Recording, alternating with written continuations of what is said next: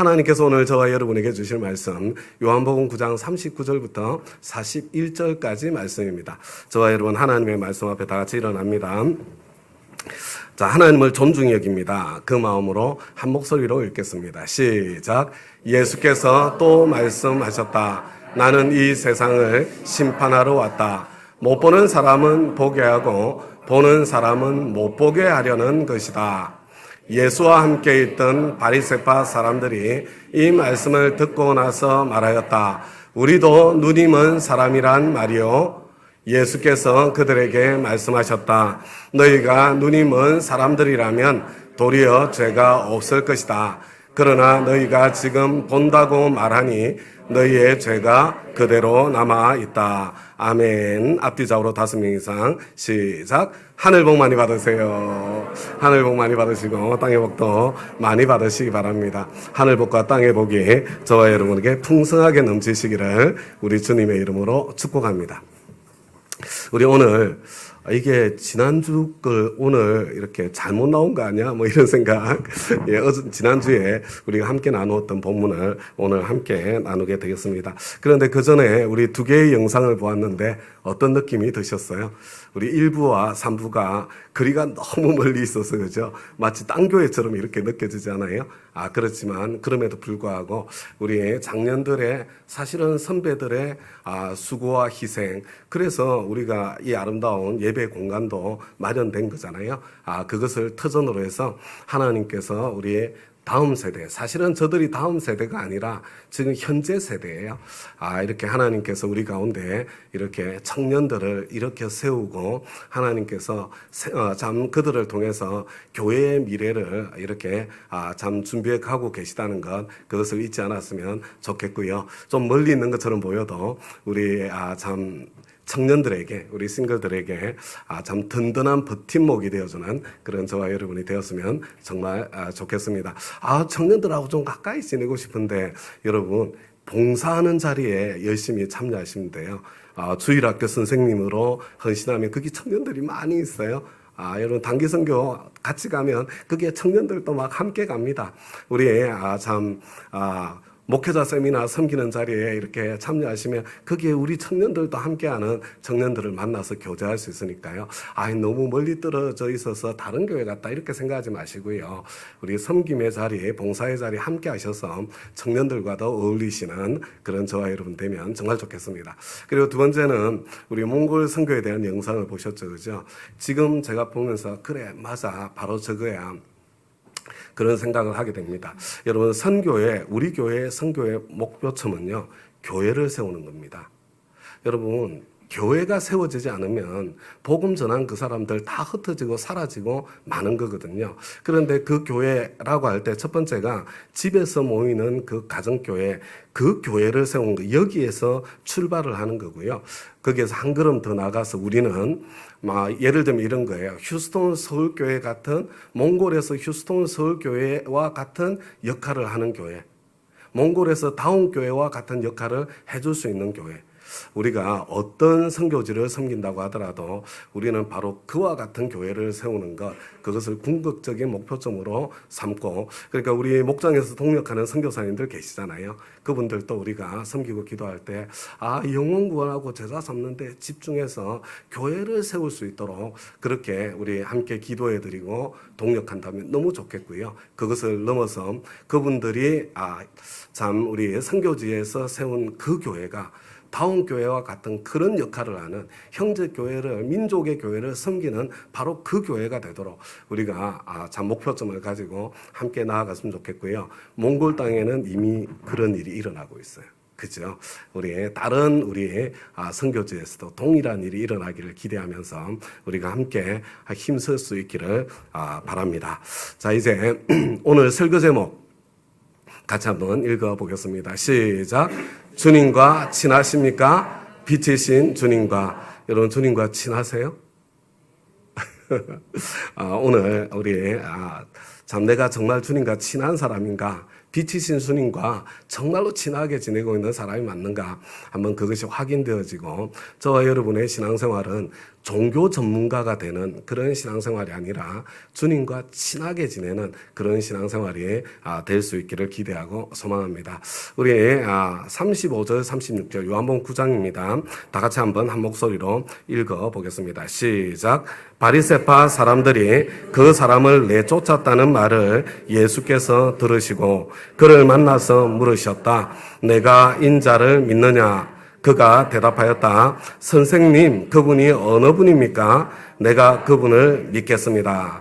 여러분, 날 때부터 눈물 흘렸던 그 사람이 예수님의 말씀에 그대로 순종하고 끝까지 순종해서 눈을 뜨게 되었을 때 여러분, 눈뜬 기쁨이 있었겠지만 틀림없이 있었을 거예요. 그렇지만 그 이후의 과정은 쉽지 않았겠다. 그런 생각을 우리가 할 수 있습니다. 여러분, 앞을 못 보고 산 세월이 태어나서부터 40년이 넘는 세월을 앞을 보지 못하고 살았는데 여러분, 앞을 못 볼 때는 구걸이라도 하면서 살 수 있었는데 여러분, 눈을 뜬 지금은 진짜 앞으로 뭘 해서 먹고 살지? 여러분, 그런 정말 막막한 그런 생각 들지 않았겠어요? 그런데 안식일에 자신을 고쳐주신 예수님 때문에 자신을 향한 바리새인들의 태도가 적대적입니다. 그리고 부모님조차도 바리새인들이 무서워서 아들 편이 되어주지 않고 있죠. 정말로 외롭고 힘든 시간을 보내었을 것 같습니다. 그럼에도 불구하고 끝까지 자신을 고쳐주신 예수님에 대한 의리를 지키는 그런 이 사람의 모습을 보게 되는데 그런데 이 모든 과정에 예수님께서는 침묵하셨습니다. 예수님께서는 이 사람이 출교당할 때까지 기다리셨습니다. 모든 것이 끝장난 것처럼 보일 때까지 절망의 순간까지 우리 주님께서 침묵하셨다는 것. 여러분, 지난 주일에도 말씀드렸는데 오늘 한 번 더 말씀드리고 싶습니다. 하나님께서 이렇게 일하실 때가 많지요. 예수님께서는 왜 이렇게 일하실까? 우리가 어떻게 하나님의 의도를 다 알 수 있겠습니까? 그러나 하나님께서 이렇게 일하시는 그 여러 가지 이유 중에 한 가지 이유가 있다면 그것은 하나님께서는 단지 저와 여러분의 구원만을 원하시는 것이 아니라 저와 여러분이 참 예수님 닮은 그런 사람으로 성장해 가기를 원하시기 때문에 그렇습니다. 여러분, 구원은 우리 신앙생활의 종착점이 아니에요. 구원은 그 출발점에 불과한 겁니다. 이 구원과 더불어 저와 여러분이 누려야 될 아름다운 세계가 정말로 많이 있습니다. 진정한 성장은 고난과 시련을 통해서 찾아오고 이루어지기 때문에 그렇습니다. 우리 다 같이 저와 여러분 잘 아는 말씀인데요. 고린도전서 10장 13절 말씀을 한 목소리로 한번 읽어보겠습니다. 시작. 사람이 감당할 시험 밖에는 너희가 당한 것이 없나니 오직 하나님은 미쁘사 너희가 감당하지 못할 시험 당함을 허락하지 아니하시고 시험 당할 즈음에 또한 피할 길을 내사 너희로 능히 감당하게 하시느니라. 다음과 같이 여러분, 여기 하나님은 미쁘시다 이렇게 되어 있는데 여러분, 미쁘다는 말의 뜻이 무엇일까요? 여러분, 미쁘다는 말은 믿을만하다, 약속을 반드시 지키신다, 여러분 그런 뜻입니다. 우리와 하나님과의 관계는 언약 관계입니다. 여러분, 우리 하나님께서는 약속하신 대로 일하시는 하나님이십니다. 여러분, 하나님의 약속, 하나님의 언약에는 내가 해야 될 나의 도리가 있고 그리고 거기에 대한 하나님의 약속이 여러분 함께 붙어 있는 것입니다. 다운 가족 여러분, 신앙생활은 나름대로 열심히 하는 것이 아닙니다. 신앙생활은 언약대로, 여러분 말씀대로, 성경대로 열심히 해야 하는 것입니다. 여러분, 이 하나님의 약속, 그것을 붙잡고 내가 해야 될 나의 도리를 여러분 다해야 되는 것입니다. 여러분, 만약에 건강이 필요하다면 여러분 건강에 대한 약속의 말씀을 찾아서 여러분 그 말씀이 하나님이 약속하고 있는 내 할 도리를 내가 힘써서 해야 되는 것입니다. 여러분 경제적인 축복이 필요한 지금 그런 자리에 서 계시다면 여러분 경제적인 축복에 대한 하나님의 약속의 말씀을 찾아서 거기서 내가 해야 될 나의 도리를 내가 최선을 다해서 할 때 하나님께서 거기에 대해서 경제적인 그런 하나님의 약속을 이루어 주시는 거죠. 관계의 축복이 필요하다면 관계의 축복에 대한 약속의 말씀을 찾아서 여러분 거기서 내가 해야 될 나의 도리를 다하고 있어야 하나님께서 당신께서 약속하신 미쁘신 하나님께서 그 도리를 다해 주시는 것입니다. 여러분 저와 여러분이 내 할 도리를 하면 그러면 미쁘신 하나님께서는 약속하신 대로 하나님 당신의 역사를 보여주십니다. 그런데 여러분 이 구절을 잘 보세요. 그런데 그 역사를 언제 보여주십니까? 여러분 시험 당할 즈음에 보여주시는 것입니다. 시험 당할 즈음이 언제쯤일 것 같습니까? 여러분 저와 여러분에게 고난이 시련이 어려움이 닥쳐오면 저와 여러분 어떻게 반응하십니까? 그죠? 이제 우리 다음 교회 식구들 정도 되면 그래 이건 내가 감당할 수 있는 시험이니까 하나님께서 나에게 허락하셨을 거야. 그런 생각으로 하나님을 믿어드리며 내가 해야 될 나의 도리 참고 인내하는 내 할 도리를 하지 않아요? 여러분 그러면 하나님께서 어떻게 해주셔야 돼요? 아이 그 참 기특하구나. 여러분 그렇게 하나님께서 말씀하시면서 저와 여러분이 당하고 있는 고난을 거두어 주셔야 되는 거 아니에요? 그런데 고난이 계속되는 거예요. 그냥 기도 응답이 없는 겁니다. 여러분 그런 일이 생기면 저와 여러분은 어떻게 합니까? 아 하나님 제가 이 정도 고난은 충분히 견뎌낼 수 있는 그런 믿음의 사람이라고 저를 믿어주시는군요. 하나님 감사합니다. 그런 마음으로 저와 여러분 더 인내하고 더 버티지 않습니까? 그러면 우리 주님께서 어떻게 해주셔야 되나요? 아 그래 너 정말 멋지구나. 너 진짜 믿음직스럽구나. 여러분 그렇게 말씀하시면서 고난의 시기를 끝내주셔야 되는 거 아니에요?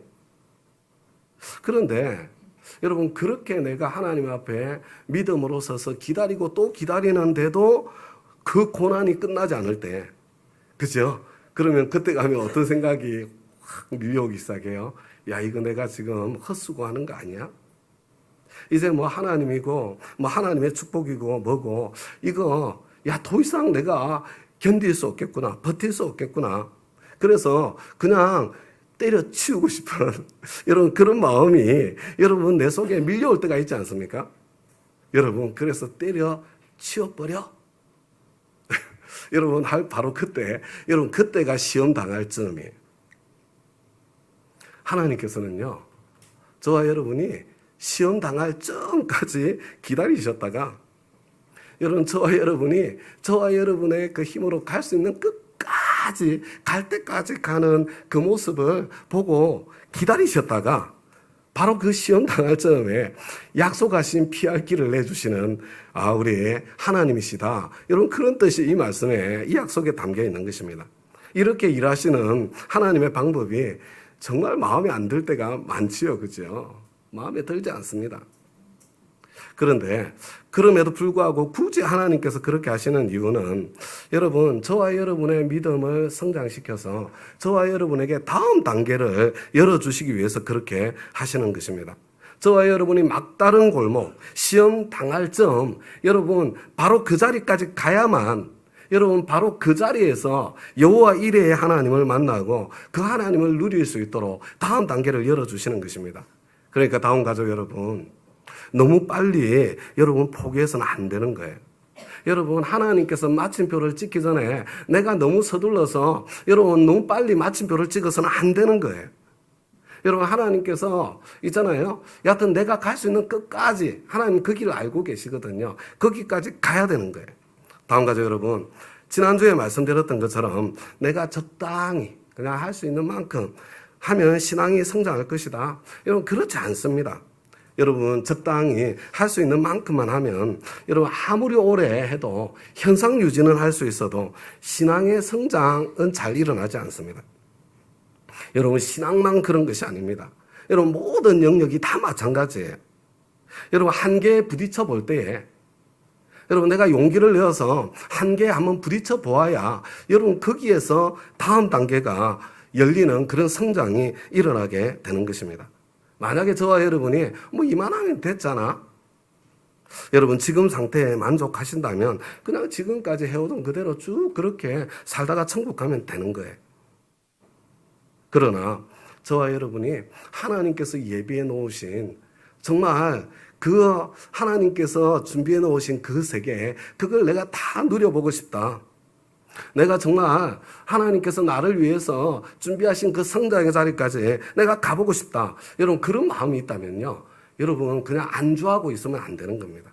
시도하고 도전해야 됩니다. 저와 여러분이 실패를 두려워해서는 안 돼요. 여러분 그냥 실패할 각오로 한번 덤벼보아야 되는 것입니다. 지금까지 늘 그렇지 않았습니까? 여러분 내가 좀 힘들어 보이지만 이거 할 수 있겠나 이런 생각이 들었지만 내가 도전했을 때 거기에서 오는 유익을 저와 여러분 누리면서 여기까지 오지 않았어요? 우리 자녀들이 조그만한 어려움만 찾아오면 거기에서 주저앉아 버리는 그런 자녀들이 되지 않고 조금 상황이 힘들고 어려워도 거기에 도전해서 다음 단계가 열리기를 우리 자녀들에게 바라고 있지 않습니까? 우리 하나님 아버지께서 저와 여러분에게 똑같은 것을 기대하고 있지 않으시겠어요? 저와 여러분이 신앙의 성장을 원한다면 여러분 내가 잘할 자신이 없어도 나의 형편이 녹록지 않아도 여러분 하나님께서 주시는 헌신의 기회가 찾아왔을 때 여러분 그 기회를 붙잡아야 되는 거예요. 그리고 여러분 갈 수 있는 끝까지 가보아야 되는 것입니다. 막다른 골목까지 시험 당할 저항까지 여러분 포기하지 않고 버티고 서 있어 보아야 되는 거예요. 지난주에 말씀드렸던 것처럼 여러분 항상 그렇게 하실 필요 없습니다. 그러나 하나님의 부르심이 있을 때는 여러분 제가 말씀드렸죠. 여러분들 하나님께서 나를 부르실 때는요, 여러분 그 순간을 저와 여러분은 절대로 놓치지 않습니다. 하나님께서 저와 여러분을 부를 때 그 순간은 놓쳐질 수 없는 순간이에요. 여러분 이 하나님의 부르심이라는 것은요, 번쩍하면서 있잖아요, 아주 특별한 느낌으로 내 속에서 훅 하고 여러분 찾아오는 것입니다. 여러분 그게 삶 공부에 도전해 보는 것이다. 누군가에게 용서의 손길을 먼저 내밀어 보시는 그런 것이든 아니면 직장에서 일터선교의 삶을 그 삶을 한번 시도해보는 그런 시도를 해보는 것이든 아니면 목자 목녀의 삶에 헌신하는 것이든 아니면 우리 목세가 다가오고 있으니까 이번에는 민박으로 한번 섬겨봐, 한번 그렇게 섬겨보는 삶이든 여러분 어떤 종류의 주님의 부르심이더니요, 하나님께서 나를 부르신다는 그 있잖아요, 이 느낌은요 이렇게 한순간 훅 하고 내 안에 확 여러분 찾아오는 그 순간이 있는 거예요. 그런데 여러분 그 순간을 내가 딱 무시해 버리잖아요. 그러면 성령님은 인격이시기 때문에 여러분 그냥 그 하나님의 부르심이 그냥 사라져 버려요. 여러분 그 순간의 감동, 여러분 그것을 붙잡는 것이 우리 신앙의 성장의 과정, 신앙의 축복의 과정에서 너무나 중요한 것입니다. 여러분 그래서 우리 교회 헌신대가 있는 것입니다. 여러분 예배 때는 야 맞아 이런 생각이 들었는데 여러분 예배당 잃었을 때 다 그냥 까맣게 잊어버리는 경우가 너무 많지 않아요? 여러분 기억력이 떨어져서 그런 것 같아요? 맞아요, 사실 그럴 겁니다. 그런데 꼭 그것만 이유가 아니에요. 사단 마귀가 하나님의 말씀에 씨앗이 떨어지고 하나님의 부르심에 씨앗이 떨어져도 여러분 그것을 잽싸게 낚아채버리기 때문에 여러분 저와 여러분의 마음속에서 기억조차 안 나도록 그렇게 사라지는 일들이 있는 거예요. 그래서 여러분 바로 그 순간에 여러분 주보에 메모하고, 근데 우리 교회가 지금 주보를 안 쓰잖아요, 그죠? 여러분 그래서 주일 설교 말씀 묵상일기 제가 이 용지만 따로 제가 복사를 해서 비치를 해두었어요. 여러분 그냥 한 장 반으로 이렇게 접어가지고 주머니에 가지고 갈 수 있잖아요, 그죠? 제가 해보니까 우리 나에게 카톡 보내기 이거 해가지고 보내는 것도 기억에 남는데 종이에 쓰는 것이 주는 유익이 있는 것 같아요, 그죠? 여러분 이거 있잖아요, 그래서 쓰는 거예요, 여러분. 그래서 예배 드리다가 내가 찬양의 은혜를 받을 때, 찬양 속에 부르심을 느낄 때 그 찬양의 가사를 한번 적어보는 거고요. 주일 설교 말씀을 듣다가 번쩍하는 하나님의 감동과 부르심이 있을 때 그거 한번 메모해 보는 거고요. 그리고 난 뒤에 예배 끝나고 나면 헌신대에 나와가지고 그거 다시 한번 기도 부탁 형식으로 또 적어보는 거고요. 함께 기도하고 여러분 그래서 기도 부탁하고 순종의 몸, 믿음의 발걸음을 내딛어보는 그런 시도를 하는 거예요. 저와 여러분이 순종의 모험을 할 때에 여러분 그때 기적의 문도 열리고 기도 응답과 더불어서 하나님을 경험으로 알게 되고 신앙의 성장도 일어나게 되는 거예요. 여러분 지난 주일에는 제가 삶 공부에 한번 이렇게 도전해 볼 것을 특별히 부탁드리지 않았습니까? 그죠? 근데 맞아 이랬는데 그냥 그 느낌이 든 것으로 끝나버리신 분들 우리 가운데 물론 그 붙잡으신 분들도 계세요. 제가 어떤 분들인지 알겠어요. 그런데 맞아 이렇게 해놓고는 그냥 여러분 잊어버리고 지나가신 분들 여기에 태반이지 않습니까?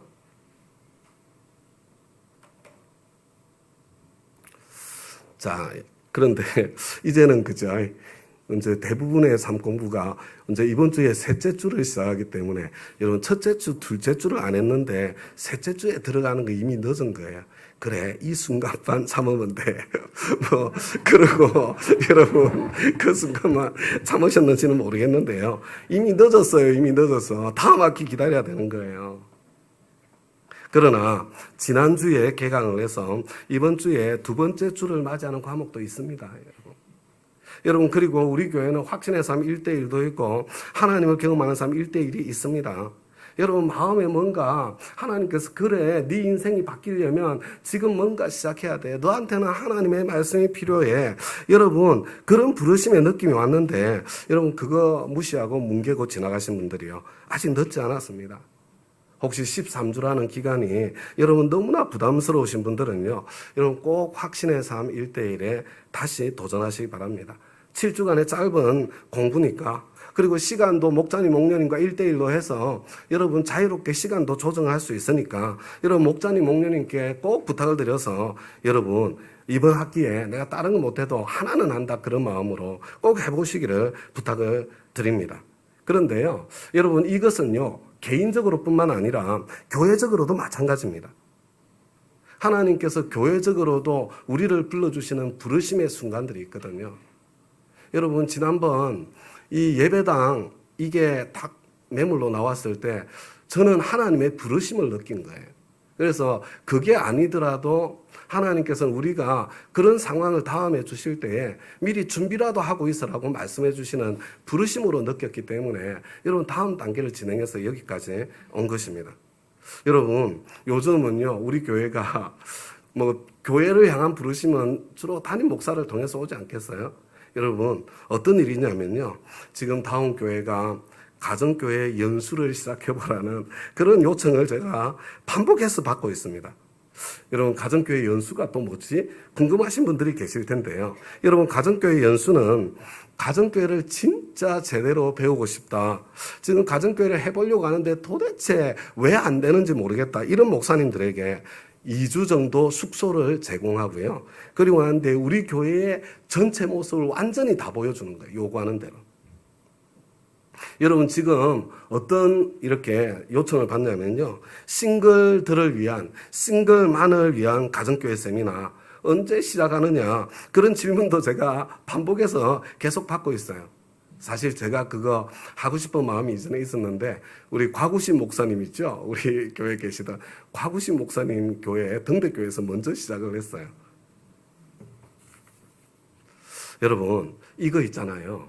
혹시 하나님께서 우리 교회에 주시는 성장의 기회, 헌신의 기회, 하나님의 부르심은 아닐까요? 여러분 담임 목사로서 여러분들의 담임 목사로서 제가 어떻게 반응하면 좋겠습니까? 아유 별소리 다 하시네. 지금도 힘들어 죽겠는데 허허허 웃으면서 그냥 무시하고 뭉개버리고 지나갈까요? 아니면 이게 혹시 하나님의 부르심은 아닌가? 하나님 앞에서 기도하면서 하나님께서 지금 성장의 기회로 우리에게 주신 그런 자리는 아닐까? 제가 도전해 보아야 할까요? 여러분 제가 어떤 담임 목사면 하나님 앞에서 여러분들이 보기에 하나님의 사람으로 살고 있다. 그렇게 느껴지는 담임 목사가 될 것 같습니까? 예수님께서는 눈을 뜨게 해주셨던 그 사람이 출교당할 때까지 기다렸습니다. 출교되고 난 뒤에야 찾아오셨습니다. 그리고 그때 예수님께서 찾아오셔서 이 사람에게 묻는 말씀이 내가 인자를 믿느냐 이렇게 맞나요? 하나 이쪽으로 가야 되나? 잠깐만요. 성경 구절이 요 구절로 다시 돌아야 될 것 같습니다. 그때 예수님께서 묻는 말씀이 내가 인자를 믿느냐. 다음 가족 여러분, 이 인자라는 말이 유대인들에게는 정말 특별한 말입니다. 다니엘서에 나오는 메시아에 대한 예언의 여러분 말씀입니다. 네가 인자를 믿느냐. 이 말은 너의 눈을 뜨게 한 그분이 바로 그리스도라는 것, 메시아라는 것, 그것을 네가 믿느냐. 이렇게 지금 질문하는 질문과 같은 질문입니다. 다음 가족 여러분, 있잖아요. 눈 뜬 사람이 지금까지 통과했던 그 과정을 한번 생각해 보시기 바랍니다. 예수님이 처음에는 이름도 얼굴도 모르는 사람이었습니다. 그러나 자신이 시각장애인으로 태어난 것이 누구의 죄 때문도 아니고 하나님께서 하실 일을 보여주시기 위함이라고 말씀해 주신 아주 특별한 분으로 이 사람에게 다가왔어요. 여러분, 이분이 그 이름이 예수라는 것, 그 이후에 알게 되었습니다. 이 예수님의 이해하기 어려운 말씀, 순종하기 어려운 말씀에 끝까지 순종의 모험을 했을 때 눈을 뜨게 되는 놀라운 기적을 경험하게 되었습니다. 그래서 이 사람은 이제 어떻게 해요? 이분이 그냥 보통 선생님이 아니구나. 이분은 예언자구나. 이렇게 생각을 했습니다. 그런데 바리새인들의 신문을 받으면서 여러분, 지금 바리새인들이 그리고 많은 사람들이 고민하고 있는 것이 이 사람이 메시아일까 아니면 죄인일까? 사람들이 혼란스러워서 갈팡질팡하고 있는 그런 상황 속에 있다는 것을 알게 되었고, 여러분, 그 과정 속에서 자기도 함께 고민을 하게 되었을 것이고, 그리고 그 과정 속에 예수님이 메시아라는 것을 이 사람이 속으로 받아들이게 된 거죠. 여러분, 고난의 시간을 통과할 때 우리는 더 깊이, 더 진지하게 기도하며 생각하게 되어 있지 않습니까? 그래서 그분을 믿겠다고, 그분이 누군지 가르쳐 달라고 여러분 요청하고 있는 모습을 보게 되는 거죠. 예수님께서는 지금 너와 말하고 있는 나, 바로 내가 네 눈을 뜨게 해준 그 사람이고 내가 바로 그 인자다, 이렇게 선언하십니다. 이 사람은 눈을 뜨게 된 축복을 넘어서 메시아를 직접 만나는 은총까지, 그래서 구원의 문이 활짝 열리게 되는 그런 은혜를 받게 되는 것입니다. 그가 통과했던 지난 그 길고도 긴 모든 고난의 여러분 세월과 시간은 그에게 구원의 문을 열어주는 축복의 시간으로 변한 것입니다. 여러분, 바로 이것이 여러분 십자가의 신비고 십자가의 능력입니다.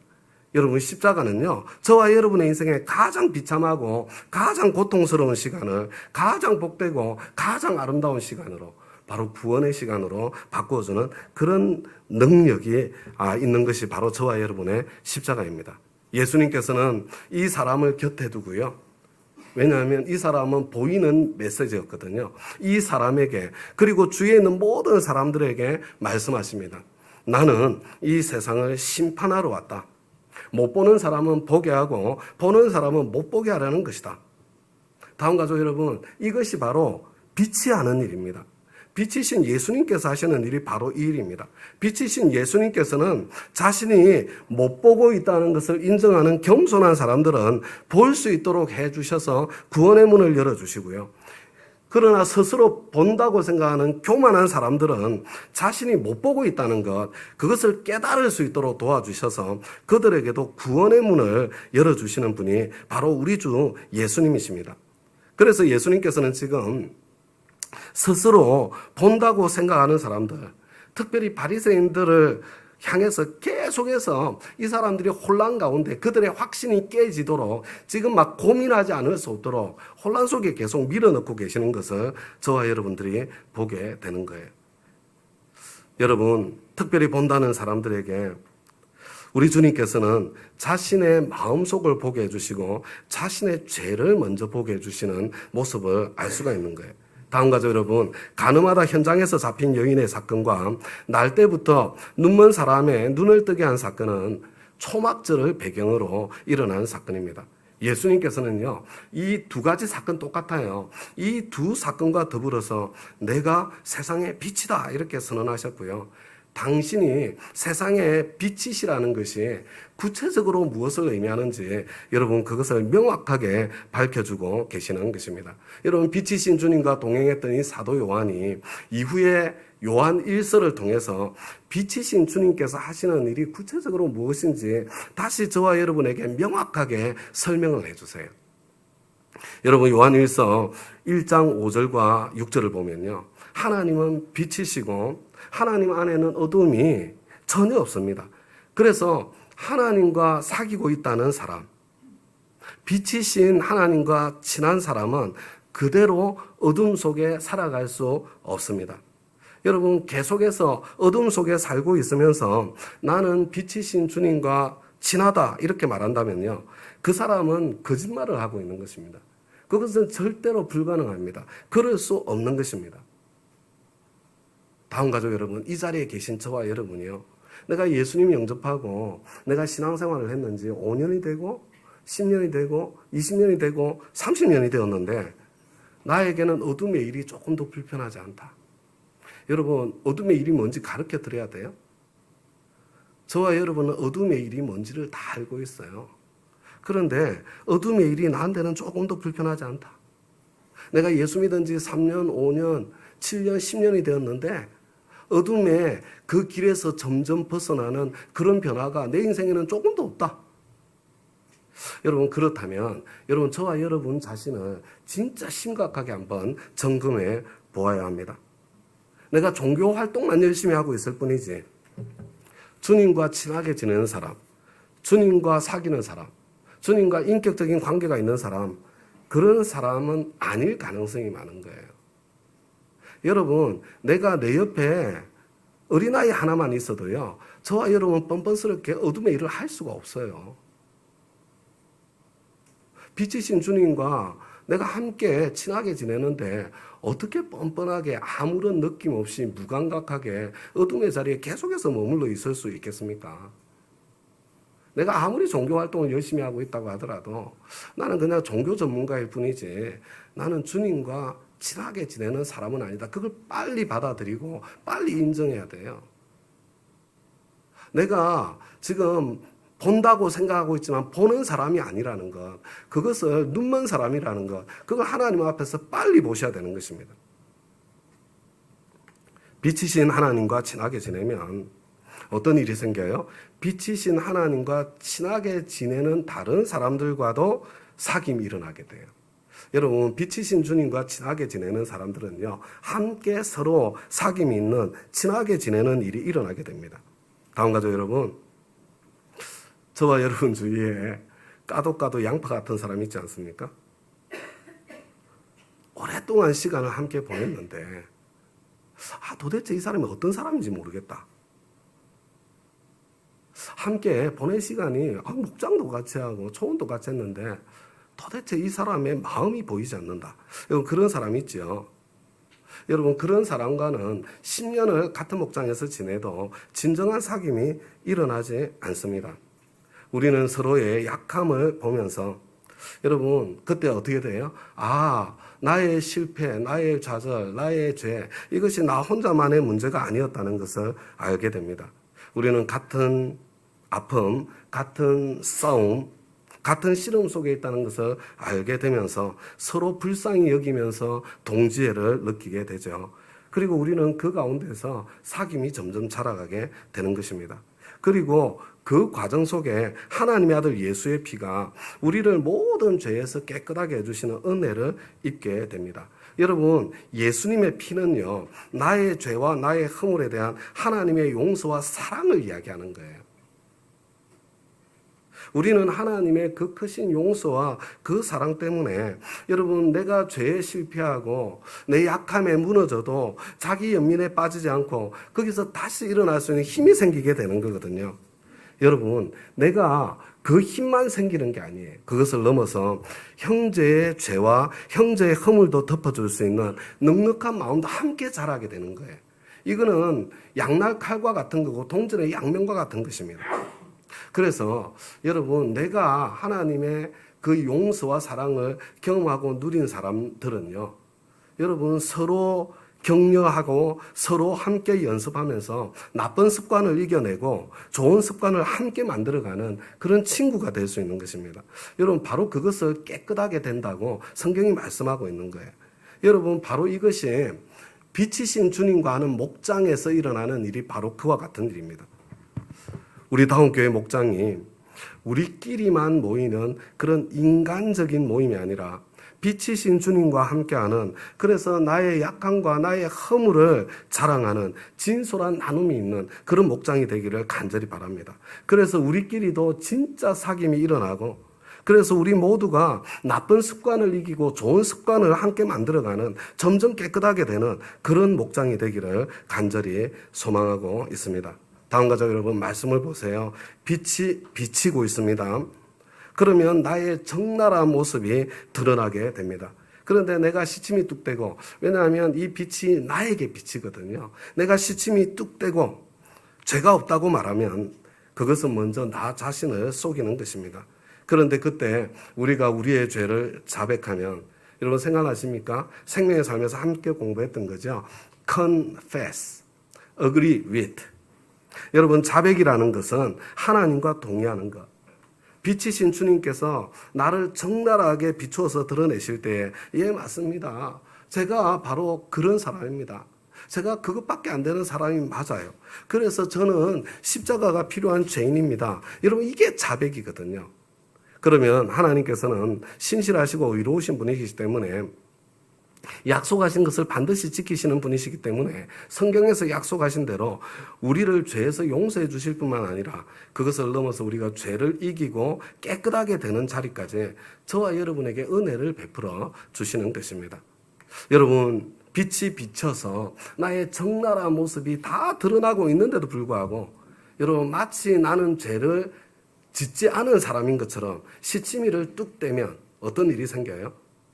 여러분, 그런 사람들이 매몰차게 형제를 판단하고 비난하고 정죄하게 되는 거예요. 이게 자기를 속이는 사람들의 특징입니다. 여러분, 다른 사람의 타인의 죄를 보면서 그 다윗이 그랬던 것처럼 핏대를 세웁니다. 바로 스스로 본다고 주장하는 바리새인들의 모습입니다. 여러분, 저와 여러분이 만약에 그렇게 그와 같은 자리에 서게 된다면요, 여러분, 의인은 없다, 한 사람도 없다 말씀하시는 하나님을 거짓말쟁이로 만드는 것입니다. 하나님의 말씀을 머리로는 알고 있어도 하나님의 말씀이 마음에는 머무르지 않는 그런 인생을 사는 사람들이 되는 것입니다. 여러분, 이렇게 끝까지 교만하게 여러분 구는 사람은 안타깝게도 결국 용서받을 기회, 구원받을 기회를 놓쳐버리고 말게 되는 것입니다. 너희가 눈이 먼 사람들이라면 도리어 죄가 없을 것이다. 그러나 너희가 지금 본다고 말하니 너희 죄가 그대로 남아있다. 여러분, 이 우리 주님의 경고를 여러분 가볍게 여기지 마시기 바랍니다. 여러분, 내 안에 있는 내 하나님께서 비추어 주신 내 허물은 보지 못하고요, 여러분, 타인을 향해서 핏대를 올리는 사람들 중에 여러분 정치적으로 극단에 가 있는 분들이 많이 계세요. 어느 쪽 극단이든지 똑같습니다. 다음 가족 여러분, 빛이신 주님께서 하시는 가장 중요한 일이 자기 자신의 죄를 보게 하는 것이고, 그래서 구원의 길을 열어주는 것입니다. 하나님의 말씀은 내 발의 등이고 내 길의 빛입니다. 하나님의 말씀의 빛이 비칠 때에 그 목적은 다른 사람을 비추는 데 있지 않고 나 자신을 비추는 데 있습니다. 다음 가족 여러분, 우리 주님과 사귐이 있으십니까? 빛이신 우리 주님과 정말로 친하게 지내고 있으십니까? 여러분, 정말로 주님과 친한 그런 신앙생활을 하고 계십니까? 여러분, 내가 우리 주님과 친한지 친하지 않은지, 내가 우리 주님과 인격적인 관계가 있는지 없는지, 여러분 그거 어떻게 알 수 있어요? 여러분, 마태복음 7장에 보면 여러분 이 말씀을 자세히 보세요. 남의 죄와 허물은 크게 보이는데 나의 죄와 허물은 보이지 않습니까? 이런 분들은 아까 말씀드렸던 것처럼 타인의 죄와 허물을 보면 속에서 막 분노가 솟아나서 매몰차게 비난하고 비판하는 그런 분들이 많이 있죠. 여러분 만약에 내가 그런 자리에 있다면요, 아주 틀림이 없어요. 주님과 전혀 친하지 않은 거예요. 주님과 사귐이 있는 그런 신앙생활을 하는 것이 아니라 종교적 신념으로 살고 있는 사람일 가능성이 여러분 훨씬 더 많습니다. 그런 분들이 종교적으로 더 실력 있고 더 열정이 있는 것처럼 보일 때가 많습니다. 그러나 그렇게 살면 내가 형제를 비판하고 판단하고 정죄한 바로 그 잣대로 하나님으로부터 심판을 받게 될 것입니다.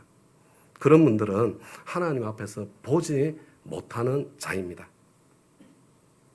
반대로 여러분 형제의 죄와 실수와 허물이 볼 때에 여러분 그것이 나의 거울이 되어서 형제의 잘못을 봤는데 그와 똑같은 내 모습이 만약에 보이는 여러분 그런 눈이 열려서 그러면 애통하게 되거든요. 저게 나구나 이런 생각이 들어서 여러분 만약에 그런 분들이 계시다면 정말로 복이 있는 분들이십니다. 빛이신 주님과 친하게 지내는 분일 가능성이 많습니다. 여러분 우리 주님께서는 그와 같은 사람을 십자가에 담겨있는 그 크신 사랑으로 위로해 주십니다.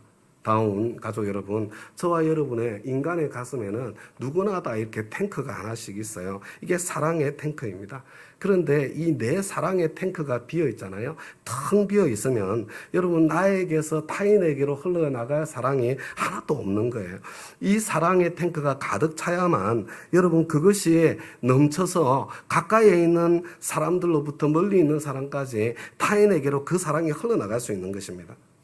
주님과 친하게 지내셔서 주님의 그 십자가에 용서하시는 여러분 그 사랑을 충분히 누린 사람은 여러분 점점점 따뜻한 사람이 될 수밖에 없습니다.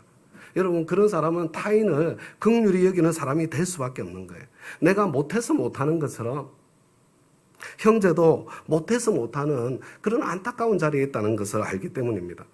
여러분 내가 그래서 그 사람을 불쌍히 여기는 만큼 여러분 나는 똑같은 불쌍히 여김으로 나를 불쌍히 여겨주시는 우리 주님의 사랑을 더 깊이 맛보고 누릴 수 있는 것입니다. 여러분 이게 있잖아요. 진짜 신앙의 성장이에요. 우리 교회는 종교적 신념에 사로잡힌 매몰찬 종교 전문가들이 가득 차 있는 그런 교회가 아니라 빛이신 주님과 친하게 지내서 자신의 죄, 자신의 약함을 보고 애통해하는 겸손한 신자들이 가득 찬 교회. 그래서 서로가 서로를 향해서 긍휼히 여길 줄 아는 따뜻한 신자들이 가득 찬 교회. 예수님 닮은 이게 온유와 겸손이거든요. 예수님 닮은 온유와 겸손의 사람들이 가득한 바로 그런 교회가 되기를 간절히 소망합니다. 함께 우리는 그런 목장, 그런 교회를 만들어갈 수 있기를 우리 주님의 이름으로 부탁드립니다. 이제 우리 다 함께 자리에서 일어나셔서 빛으로 오신 우리 주 예수님을 함께 기도하는 마음으로 나는 예수님 닮은 온유와 겸손의 사람이 되고 싶다. 애통하는 사람, 긍휼히 여기는 사람이 되고 싶다. 우리 그런 마음을 담아서 함께 한번 찬양하겠습니다.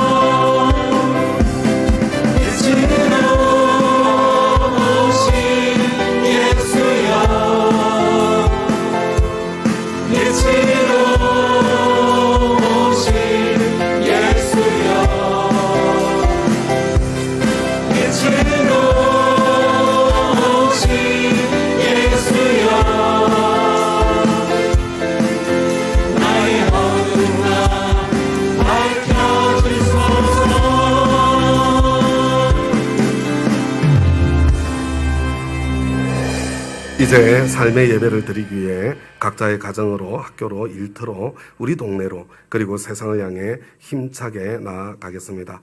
이제는 우리 주 예수 그리스도의 은혜와 하나님 아버지의 그 크고 놀라우신 사랑과 성령님의 감동감화 교통, 충만 역사하심이 우리를 온전히 깨끗한 사람으로 성장시켜 주시는 그 성령님의 역사하심이 우리의 사랑하는 우리 다운 가족 한 분 한 분의 머리 위에 특별히 참 빛이신 주님과 친하게 지내는 삶이 내가 옳다고 생각하는 그 신념에 사로잡힌 그런 삶을 사는 것을 의미하는 것이 아니라 빛이신 주님 앞에 나의 죄와 허물이 드러나서 그것을 보면서 애통해하고 그 가운데 십자가 사랑을 깊이 누리며 내가 누린 그 사랑 때문에 동일한 고통, 동일한 실패, 동일한 죄 가운데 있는 사람들을 긍휼히 여기며 따뜻한 사랑으로 대할 수 있는 바로 그런 사람이 되어가는 예수님을 닮아가는 그 겸손과 온유의 사람으로 변해가는 것이라는 것, 그것을 붙잡고 빛이신 주님과 친하게 지내기를 소망하면서 이 예배의 전을 떠나가는 우리 다운 가족들 한 분 한 분의 머리 위에 지금부터 영원까지 함께 하시기를 우리 주 예수 그리스도의 이름으로 간절히 축원하옵나이다. 아멘.